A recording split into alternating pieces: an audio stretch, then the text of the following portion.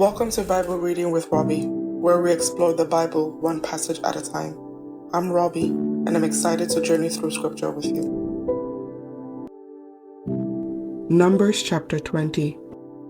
In the first month of the year, the whole community of Israel arrived in the wilderness of Zin and camped at Kadesh. While they were there, Miriam died and was buried. There was no water for the people to drink at that place, so they rebelled against Moses and Aaron. The people blamed Moses and said, "If only we had died in the Lord's presence with our brothers. Why have you brought the congregation of the Lord's people into this wilderness to die along with all of our livestock? Why did you make us leave Egypt and bring us here to this terrible place? This land has no grain, no figs, no grapes, no pomegranates, and no water to drink." Moses and Aaron turned away from the people and went to the entrance of the tabernacle, where they fell face down on the ground. Then the glorious presence of the Lord appeared to them. And the Lord said to Moses, "You and Aaron must take the staff and assemble the entire community. As the people watch, speak to the rock over there, and it will pour out its water. You will provide enough water from the rock to satisfy the whole community and their livestock." So Moses did as he was told. He took the staff from the place where it was kept before the Lord. Then he and Aaron summoned the people to come and gather at the rock. "Listen, you rebels," he shouted. "Must we bring you water from this rock?" Then Moses raised his hand and struck the rock twice with the staff, and water gushed out. So the entire community and their livestock drank their fill. But the Lord said to Moses and Aaron, "Because you did not trust me enough to demonstrate my holiness to the people of Israel, you will not lead them into the land I am giving them." This place was known as the waters of Meribah, which means arguing, because there the people of Israel argued with the Lord, and there he demonstrated his holiness among them. While Moses was at Kadesh, he sent ambassadors to the king of Edom with this message: "This is what your relatives, the people of Israel, say. You know all the hardships we have been through. Our ancestors went down to Egypt, and we lived there a long time. And we and our ancestors were brutally mistreated by the Egyptians. But when we cried out to the Lord, he heard us and sent an angel who brought us out of Egypt. Now we are camped at Kadesh, a town on the border of your land. Please let us travel through your land. We will be careful not to go through your fields and vineyards. We won't even drink water from your wells. We will stay on the king's road and never leave it until we have passed through your territory." But the king of Edom said, "Stay out of my land, or I will meet you with an army." The Israelites answered, "We will stay on the main road. If our livestock drink your water, we will pay for it. Just let us pass through your country. That's all we ask." But the king of Edom replied, "Stay out. You may not pass through our land." With that, he mobilized his army and marched out against them with an imposing force. Because Edom refused to allow Israel to pass through their country, Israel was forced to turn around. The whole community of Israel left Kadesh and arrived at Mount Or.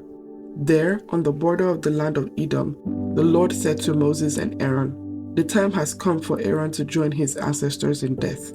He will not enter the land I am giving the people of Israel, because the two of you rebelled against my instructions concerning the water at Meribah.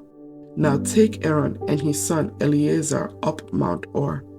There you will remove Aaron's priestly garments and put them on Eleazar his son, and Aaron will die there and join his ancestors."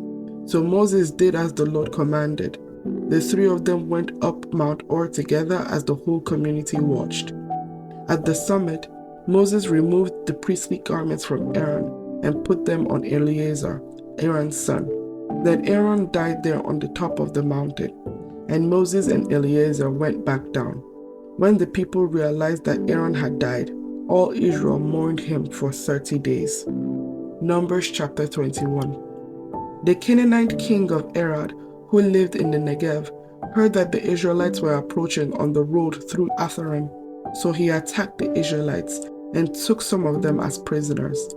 Then the people of Israel made this vow to the Lord: "If you will hand these people over to us, We will completely destroy all their towns. The Lord heard the Israelites' request and gave them victory over the Canaanites. The Israelites completely destroyed them and their towns, and the place has been called Hormah ever since. Then the people of Israel set out from Mount Or, taking the road to the Red Sea to go around the land of Edom. But the people grew impatient with the long journey, and they began to speak against God and Moses. "Why have you brought us out of Egypt to die here in this wilderness?" they complained. "There is nothing to eat here, and nothing to drink, and we hate this horrible manna." So the Lord sent poisonous snakes among the people, and many were bitten and died. Then the people came to Moses and cried out, "We have sinned by speaking against the Lord and against you. Pray that the Lord will take away the snakes." So Moses prayed for the people. Then the Lord told him, "Make a replica of a poisonous snake and attach it to a pole. All who are bitten will live if they simply look at it." So Moses made a snake out of bronze and attached it to a pole. Then anyone who was bitten by a snake could look at the bronze snake and be healed. The Israelites traveled next to Oboth and camped there. Then they went on to Abarim in the wilderness of the eastern border of Moab. From there, they traveled to the valley of the Zered Brook and set up camp. Then they moved out and camped on the far side of the Arnon River, in the wilderness adjacent to the territory of the Amorites. The Arnon is the boundary line between the Moabites and the Amorites. For this reason, the book of the Wars of the Lord speaks of the town of Waheb in the area of Suphah, and the ravines of the Arnon River, and the ravines that extend as far as the settlement of Ar on the border of Moab. From there, the Israelites traveled to Beer, which is the well where the Lord said to Moses, "Assemble the people, and I will give them water." There the Israelites sang this song, "Spring up, O well, yes, sing its praises. Sing of this well which the princes dug, which great leaders hollowed out with their scepters and staffs." Then the Israelites left the wilderness and proceeded on through Mattanah, Nahaliel, and Bamoth. After that, they went to the valley in Moab, where Pisgah Peak overlooks the wasteland. The Israelites sent ambassadors to King Sihon of the Amorites with this message, "Let us travel through your land. We will be careful not to go through your fields and vineyards. We won't even drink waters from your well. We will stay on the king's road until we have passed through your territory." But King Sihon refused to let them cross his territory. Instead, he mobilized his entire army and attacked Israel in the wilderness, engaging them in battle at Jahaz. But the Israelites slaughtered them with their swords and occupied their land from the Arnon River to the Jabbok River. They went only as far as the Ammonites' border because the boundary of the Ammonites was fortified. So Israel captured all the towns of the Amorites and settled in them, including the city of Heshbon and its surrounding villages. Heshbon had been the capital of King Sihon of the Amorites. He had defeated a former Moabite king and seized all his land as far as the Arnon River. Therefore, the ancient poets wrote this about him: "Come to Heshbon and let it be rebuilt. Let the city of Sihon be restored. A fire flamed forth from Heshbon, a blaze from the city of Sihon. It burned the city of Ar in Moab. It destroyed the rulers of the Arnon Heights. What sorrow awaits you, O people of Moab? You are finished, O worshippers of Chemosh. Chemosh has left his sons as refugees, his daughters as captives of Sihon, the Amorite king. We have utterly destroyed them. From Heshbon to Dibon, we have completely wiped them out as far away as Nophah and Medeba." So the people of Israel occupied the territory of the Amorites. After Moses sent men to explore the Gezer area, they captured all the towns in the region and drove out the Amorites who lived there. Then they turned and marched up the road to Bashan. But King Og of Bashan and all his people attacked them at Edrei. The Lord said to Moses, "Do not be afraid of him, for I have handed him over to you, along with all his people and his land. Do the same to him as you did to King Sihon of the Amorites, who ruled in Heshbon." And Israel killed King Og, his sons, and all his subjects, Not a single survivor remained. Then Israel occupied their land. Numbers chapter 22. Then the people of Israel traveled to the plains of Moab and camped east of the Jordan River, across from Jericho. Balak, son of Zippor, the Moabite king, had seen everything the Israelites did to the Amorites. And when the people of Moab saw how many Israelites they were terrified. The king of Moab said to the elders of Midian, "This mob will devour everything in sight, like an ox devours grass in the field." So Balak, king of Moab, sent messengers to call Balaam, son of Beor, who was living in his native land of Petor near the Euphrates River. His message said, "Look, a vast horde of people has arrived from Egypt. They cover the face of the earth and are threatening me. Please come and curse these people for me, because they are too powerful for me. Then perhaps I will be able to conquer them and drive them from the land. I know that blessings fall on any people you bless, and curses fall on people you curse." Balak's messengers, who were elders of Moab and Midian, set out with money to pay Balaam to place a curse upon Israel. They went to Balaam and delivered Balak's message to him. "Stay here overnight," Balaam said. "In the morning, I will tell you whatever the Lord directs me to say."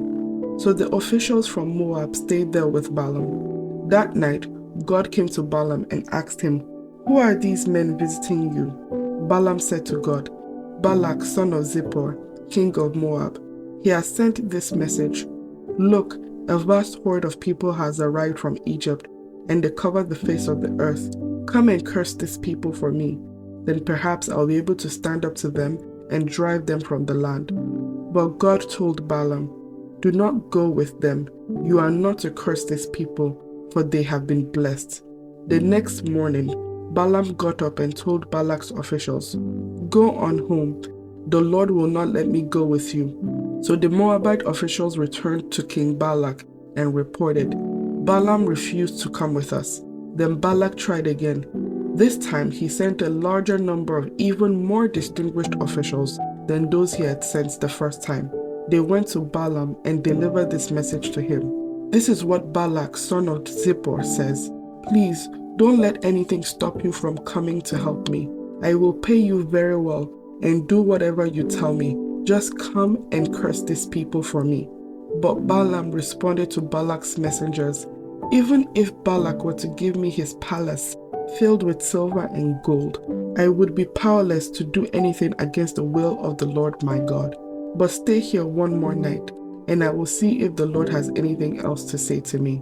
That night, God came to Balaam and told him, "Since these men have come for you, get up and go with them, but do only what I tell you to do."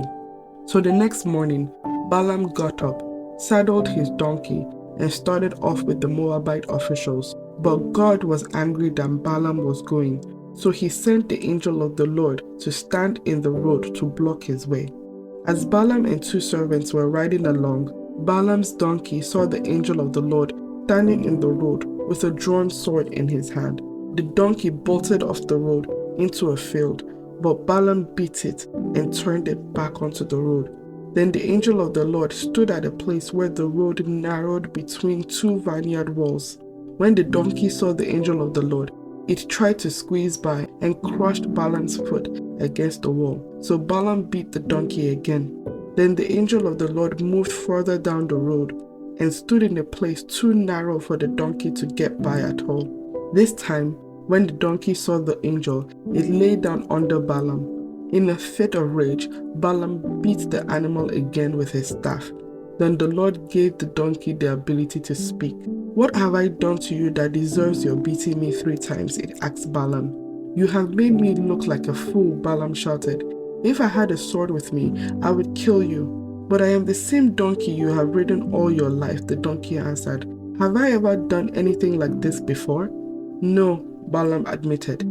Then the Lord opened Balaam's eyes, and he saw the angel of the Lord standing in the roadway with a drawn sword in his hand. Balaam bowed his head and fell face down on the ground before him. "Why did you beat your donkey those 3 times?" the angel of the Lord demanded. "Look, I have come to block your way because you are stubbornly resisting me." 3 times the donkey saw me and shied away. Otherwise, I would have killed you by now and spared the donkey." Then Balaam confessed to the angel of the Lord, "I have sinned. I didn't realize you were standing in the road to block my way. I will return home if you are against my going." But the angel of the Lord told Balaam, "Go with these men, but say only what I tell you to say." So Balaam went on with Balak's officials. When King Balak heard that Balaam was on the way, he went out to meet him at the Moabite town on the Arnon River at the farthest border of his land. "Didn't I send you an urgent invitation? Why didn't you come right away?" Balak asked Balaam.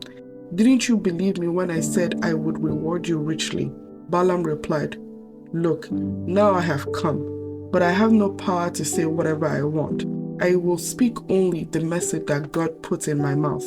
Then Balaam accompanied Balak to Kiriath Huzoth, where the king sacrificed cattle and sheep. He sent the portions of meat to Balaam and the officials who were with him. The next morning, Balak took Balaam up to Bamoth Baal. From there he could see some of the people of Israel spread out below him. May the Lord bless the reading of His Word. Thank you for joining me on this episode of Bible Reading with Robbie. If you enjoyed our time together, please subscribe and share this podcast with others. Join us next time as we continue on our journey through Scripture. Until then, stay blessed.